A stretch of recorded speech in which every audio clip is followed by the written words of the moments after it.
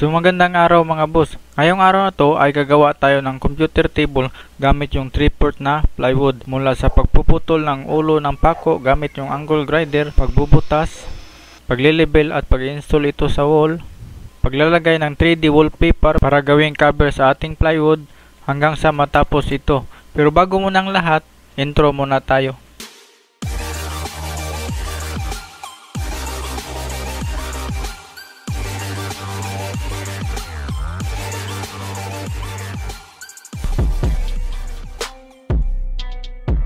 So magandang araw mga boss. So una natin gawin is magpuputol tayo ng pako o yung ulo ng pako ay puputulin natin. Bali yung gamit nating pako mga boss is number 5 or 5 inches na concrete nails to. So ito naputol ko na pala ito mga boss yung gamit ng angle grinder. Bali tatlo ang ating pinutol, tatlo ang ilagay natin dito para magiging support nito. Next is magbubutas tayo sa ating plywood na 3/4. Yan. So bali kalahati ng pako ay nalibing dito sa ating plywood at yung kalahati naman ay nasa ating wall. Yan. So bali tatlo yung ating binutas nito mga boss. So kalahati dito. Yan. So yung kalahati is nasa wall. So bali ito ganito yung mangyayari nito. Ganyan.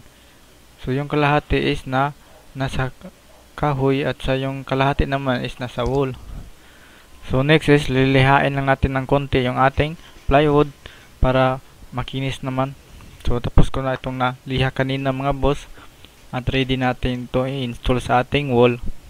So bali ito yung computer natin ilalagay natin mga boss. Yan. So next is maglilibel tayo. So gamit yung level bar mga boss, lilibelan natin yung ating plywood.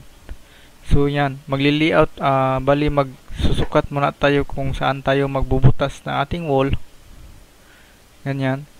So siguraduhin natin na may level bar tayo para nasa level yung ating shelf. Yan. So tapos ay mamarkahan natin gamit yung ating lapis. So ito mga boss, so ito yung butas niya. So nilagyan ko ito ng lapis para palatandaan kung saan yung butas. Yan yung tapos is magbubutas na tayo sa ating wall gamit yung barina. Yan.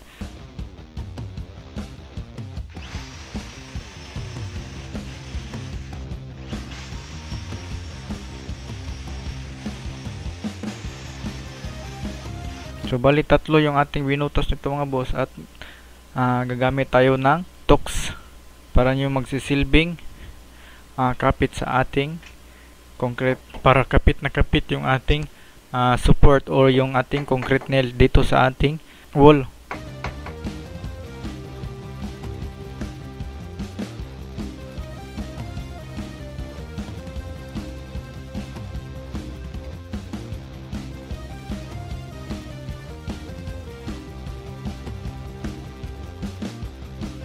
So pagkatapos nyan ay lilibilan natin para nasa level yung ating mga pako.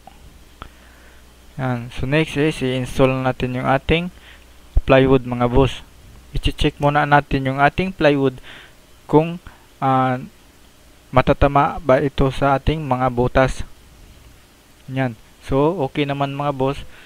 So meron kasi akong glue mga boss ngayon. So ginagyan ko ito ng glue.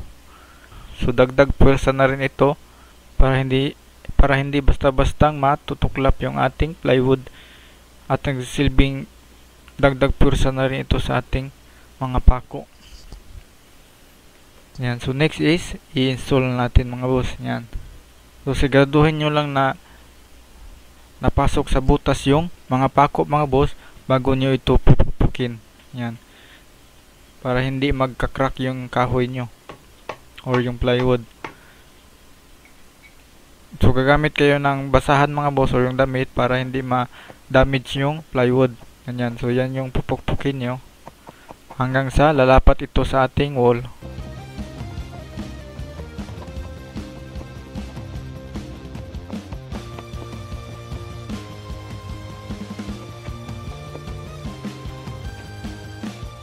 So ito na mga boss, tapos na. Yan. So, at nasa level na rin ito ang ating. Yan. So, ito ay ating computer table. Nasa level na rin.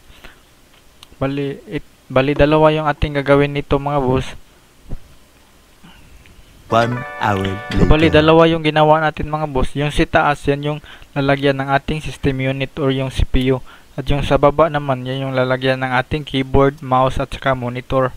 At meron akong extra 3D wallpaper mga boss pang kisame. So yan yung ginamit ko. Yan, para kahit gaano magandang tingnan yung ating kahoy or yung plywood.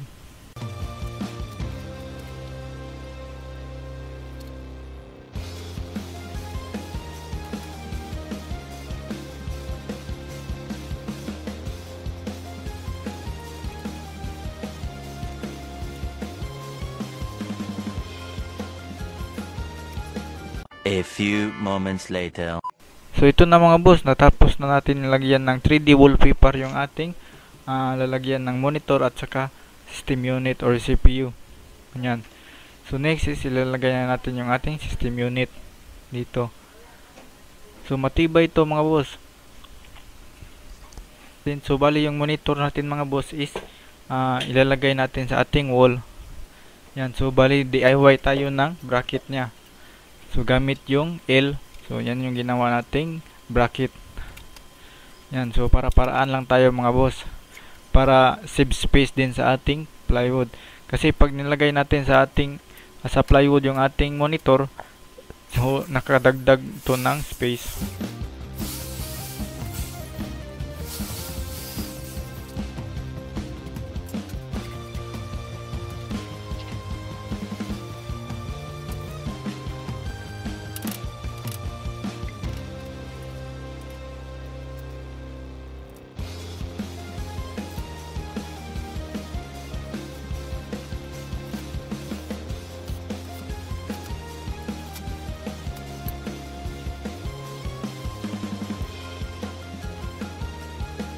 So ito na mga boss, natapos natin install yung ating monitor.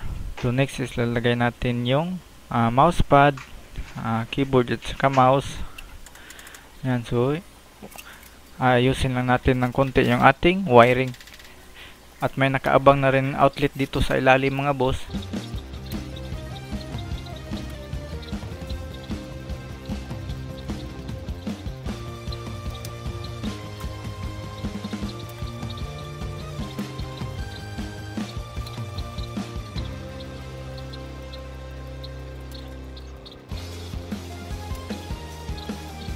A few moments later.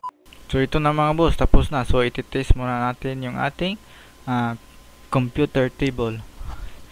So yan mga boss, so gumana. So successful yung ating computer cable. So ito yung ating pang gaming dito or pang edit. Dito tayo mag-edit ng ating video.